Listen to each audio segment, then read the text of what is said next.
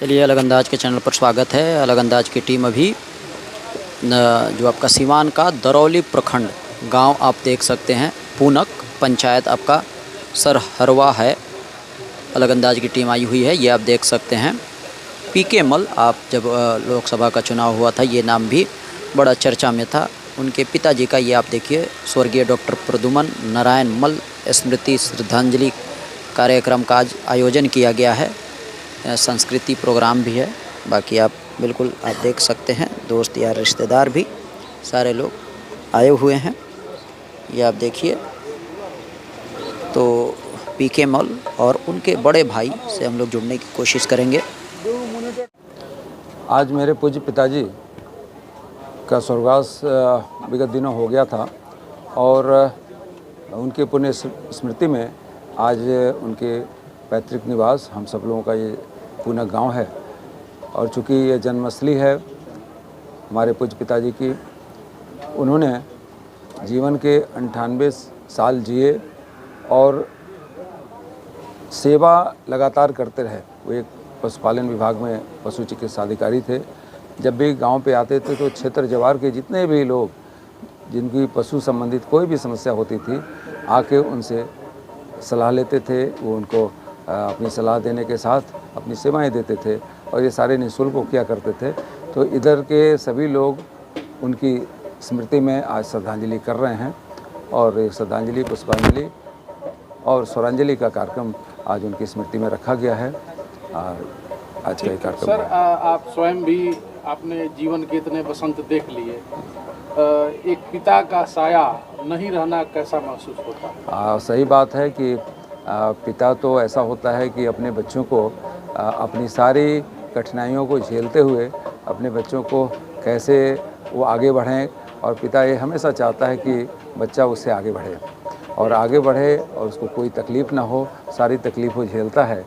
और पिता का तो ये स्वरूप है। और मेरे पूज्य पिताजी ने तो परिवार के साथ पूरे समाज के लिए एक ऐसा उदाहरण पेश किया कि जब भी कोई आते थे तो समाज में कोई भी किसी का कोई अपने विधाग में किसी को कोई समस्या ना हो, इसलिए वो हमेशा तत्पर रहते थे। तो पूज्य नमन करते हुए पूज्य पिताजी को हम लोग आज ये कार्यक्रम रखे हैं। और पिता का साया तो बच्चों के ऊपर हमेशा रहना चाहिए। हम लोग श्रद्धांजलि अर्पित करते हैं। उच्च संस्कारों से आपको सींचा, आप स्वयं ने भी बहुत यश, नाम, सब कुछ प्राप्त किया है। क्या कुछ ऐसी बातें कहते थे जीवन में वो आपसे? देखिए, मेरे पिताजी बहुत ही शांत स्वभाव के रहे और उनका जो व्यक्तित्व और कृतित्व को देख के एक बहुत बड़ी छाप मेरे ऊपर इसलिए भी पड़ी है क्योंकि मैंने बताया कि जब भी वो यहाँ आते थे तो क्षेत्र जवार के लोग उनसे उनकी अनुभव को अपने समस्या को समाधान करने के लिए उपयोग करते थे और वो सहर्ष सबको अपने अनुभव का सहयोग देते थे। तो यह निःशुल्क हुआ करता था, इसका कोई शुल्क को नहीं लेते थे।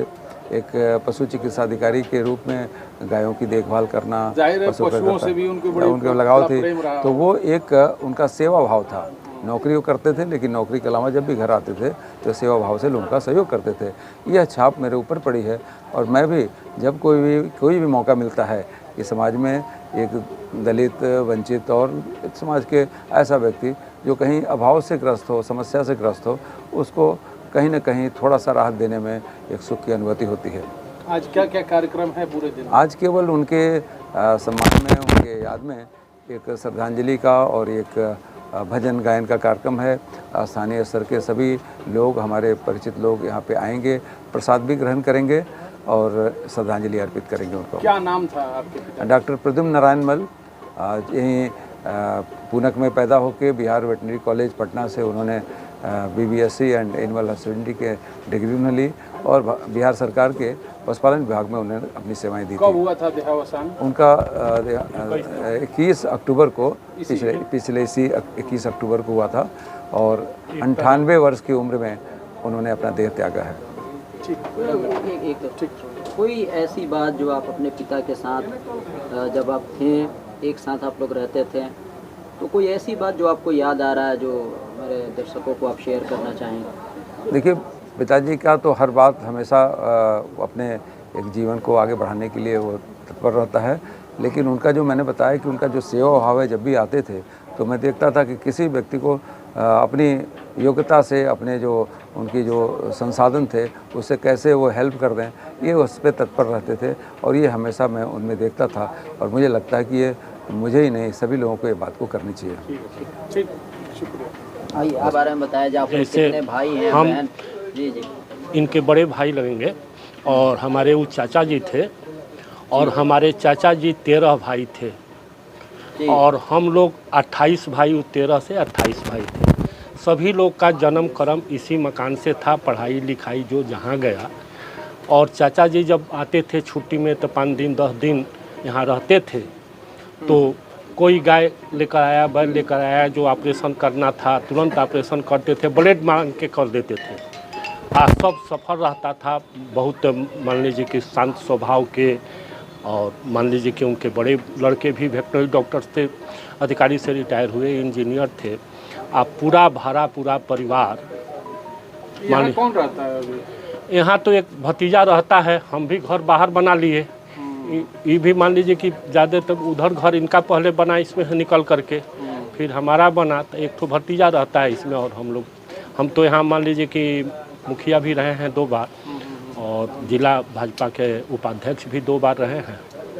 जी, वक्त की धूल भले ही इस घर पे पड़ी हो, लेकिन इसका रुआब अभी भी दिख रहा है। तो ये हम मान लीजिए कि जब बना था उस समय भी इनकम टैक्स का यहाँ पर जांच आया था, क्योंकि दूर दूर से सागवान की लकड़ी, ये मान लीजिए कि सुर्खी से छत था और पूरा पीछे खपड़ा का मकान, नीचे इस तरह से ये उस समय का किला यह था। और यहाँ की मिट्टी लोग ले जाते थे अपने घर भोज में, जो एथी होता था। तो इधर मान लीजिए कि हम लोग जैसे मझौली एस्टेट से हम लोग ताल्लुक़ रखते हैं, हम लोग का पहला बाबा दादा महेम से यहाँ आए और उसके बाद हम लोग अपना यहाँ पूरा परिवार रहते थे। ठीक, क्या शुभ नाम है? उमेश कुमार मल। ठीक।